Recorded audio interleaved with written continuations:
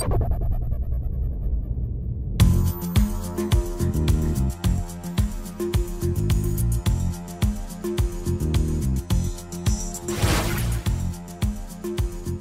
à tous et bienvenue dans Story Série saison 1, épisode 20. Cette semaine, nous allons à la rencontre de Fabrice Drouel, une des plus grandes voix de France Inter, pour parler de ses séries fétiches. Nous fêtons ensuite le grand retour du créateur de Six Feet Under, Alan Ball, qui nous offre une nouvelle chronique familiale.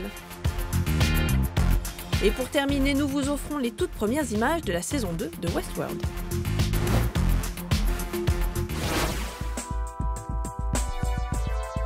Tout de suite, nous avons rendez-vous au théâtre de Ménilmontant à Paris avec un grand homme de radio. Bonjour Fabrice Drouel, j'ai toujours rêvé de dire ça. Bonsoir, ça y est, vous allez bien? C'est dit. Fabrice Drouel est à l'affiche et à la production de la pièce Marie-Octobre, mais pour nous, il est avant tout une des plus belles voix de France Inter, celle qui nous raconte les petites et grandes histoires du monde dans Affaires sensibles. C'est un peu votre maison, on va pas abîmer les meubles, on va rien salir. Je vous propose qu'on aille s'installer en bord de Seine. Je sais que le théâtre, c'est votre passion, on va parler d'une autre passion qu'on a en commun, qui est la série. Ça vous va? On va descendre, on va pas faire les acrobates. Voilà. Quelques minutes avant de rejoindre les autres comédiens de sa troupe sur scène, nous avons voulu savoir comment ce conteur hors pair se nourrit des séries. Quand même, les séries m'ont happé. Parce que quand on est dans une histoire, et qu'on est bien dans une histoire, et qu'on est bien avec les interprètes de cette histoire, avec l'ambiance, avec la lumière de l'histoire, avec le propos, quand on regarde une série, on en a, si j'ose dire, pour notre argent. Et parfois, c'est comme une espèce on devient orphelin quand une série s'arrête. Et on a le blues. Moi, j'ai vu certaines séries, quand ça s'est arrêté, je me dis, oh non. Lesquelles, par exemple? Je voudrais que ça continue. Les Tudors. Les Tudors, c'est la première série qui m'a vraiment déclenché ce sentiment-là. Presque d'appartenance à la série. C'est ma série. Je suis spectateur de ma série. Elle est à moi. Voilà. Et après, il y a eu Rome. Mais c'est souvent des séries historiques. Hein. César! César! César!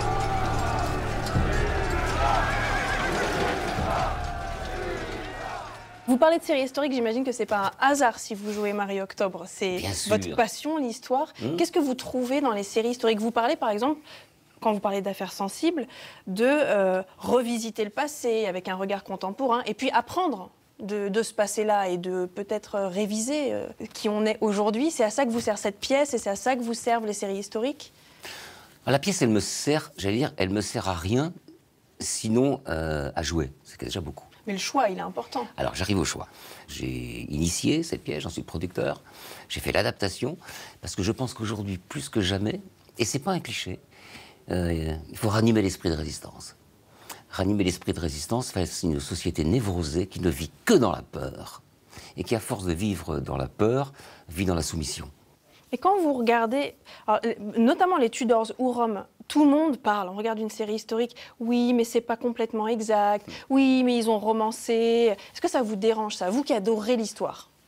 Moi, ça ne me dérange pas qu'il y ait certaines prises de liberté par rapport à la véracité de l'histoire, parce que ça s'appelle des conventions scénaristiques. Donc quand vous regardez Rome, vous vous laissez embarquer dans Je me laisse embarquer. I shall divert the river here, you see, by digging a canal to the Vatican Hills. Splendid. You shall divert the river. Splendid and useful, I have no doubt. Indeed, it will prevent flooding and give easier access to the fields of Mars. And on the reclaimed land, I shall build new civic offices for the courts. I shall also construct a temple to Venus Birthgiver. Another temple, excellent.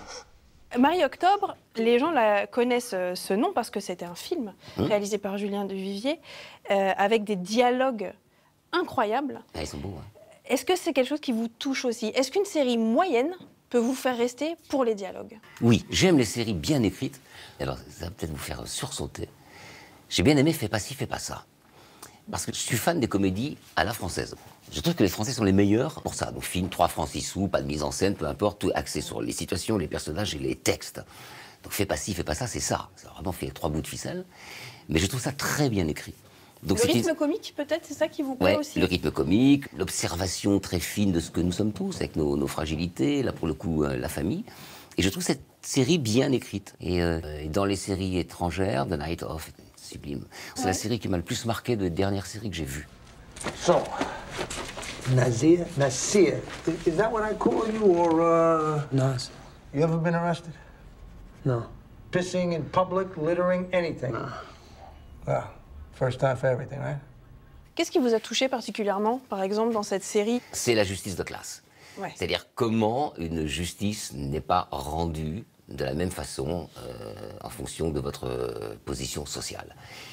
Ce qui est quand même un drame absolu. La justice a pour vocation d'être universelle. On a tous les mêmes droits. Et là, on voit, c'est terrible, ce pauvre garçon qui, une famille pakistanaise, new-yorkaise, qui est au mauvais endroit, au mauvais moment.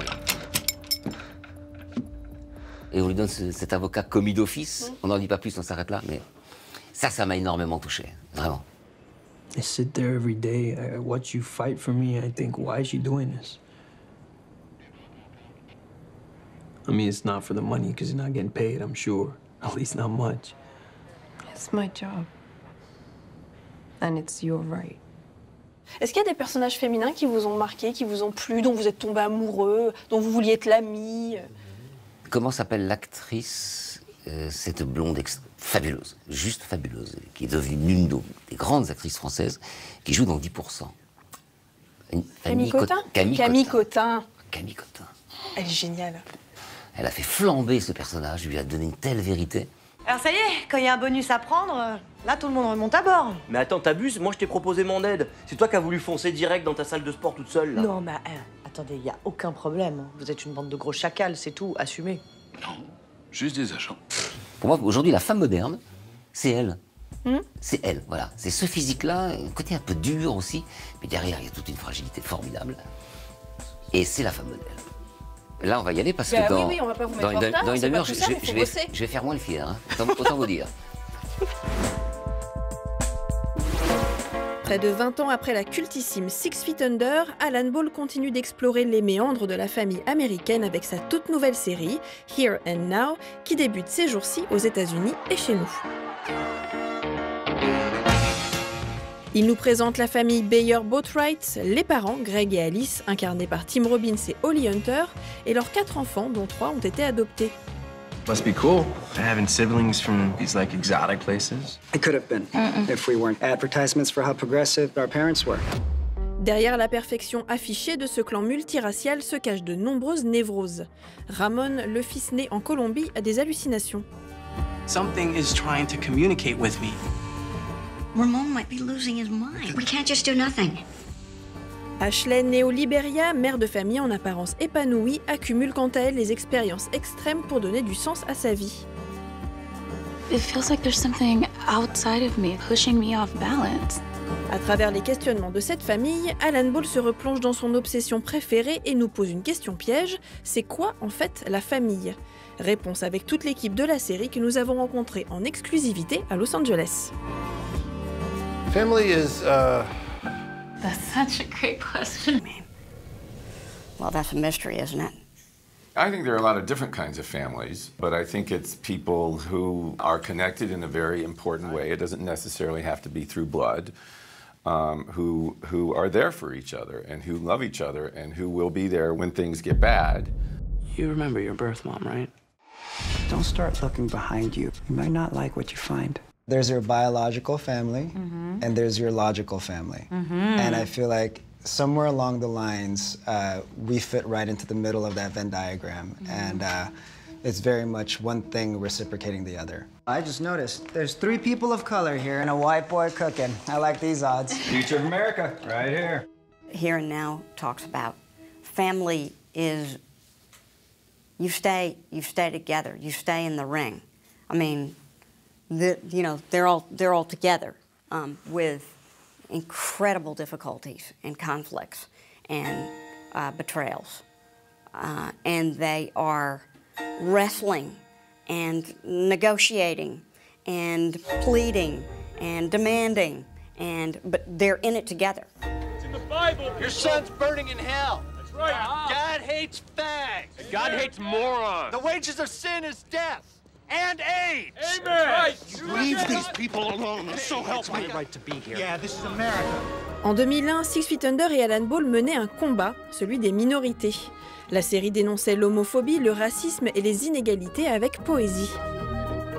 The man ought to be arrested. Listen, we'll take care of you. Just watch yourself. I demand that man be arrested. This is a funeral. Show some respect. Plus de 15 ans plus tard, le combat n'est toujours pas gagné. À la tête de la famille Bayer-Botwright, le papa, prof de philo, prend toutes ses désillusions en pleine figure le jour de ses 60 ans. You're supposed to be being outdoors, causing trouble while you still can. Get out! Go punch a Nazi! My character, Greg, is someone that's dealing with a huge existential nightmare, really. What it is to be someone that's committed your entire life to progress, to more compassion, to a world where there's more empathy. In the first episode, Greg gives a speech at his birthday party and he says, "We lost." And I think a lot of people in America feel that way.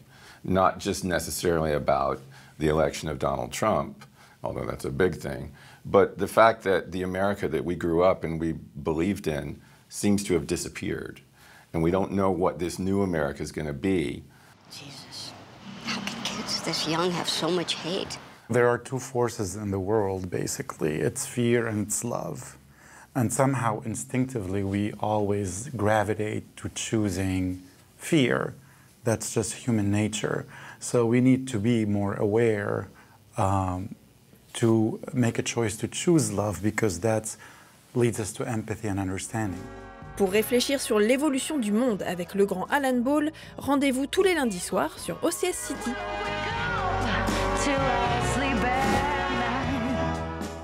Et maintenant, chose promise, chose due, voici les premières images de la saison 2 de Westworld qui arrivera sur OCS le 22 avril. Préparez-vous à la découverte de nouveaux parcs et à la colère noire d'une Dolores assoiffée de liberté. Look at this world. This beautiful world. We built this world together. A world where dreams come true. A world where you can be free.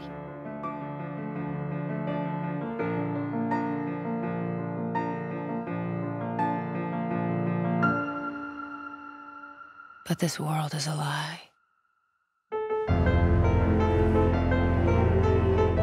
This world deserves to die. Because this is your world.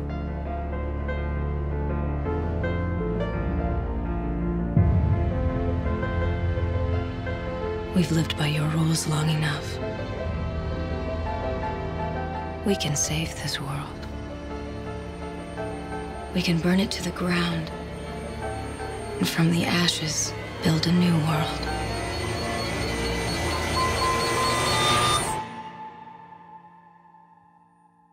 Our world. Story Série, c'est terminé. La semaine prochaine, la comédienne et humoriste Océane Rosemary nous présente ses héroïnes de série préférées. Et nous parlerons écriture de série et passages difficiles à l'âge adulte avec les scénaristes de Irresponsables. Allez, à la semaine prochaine.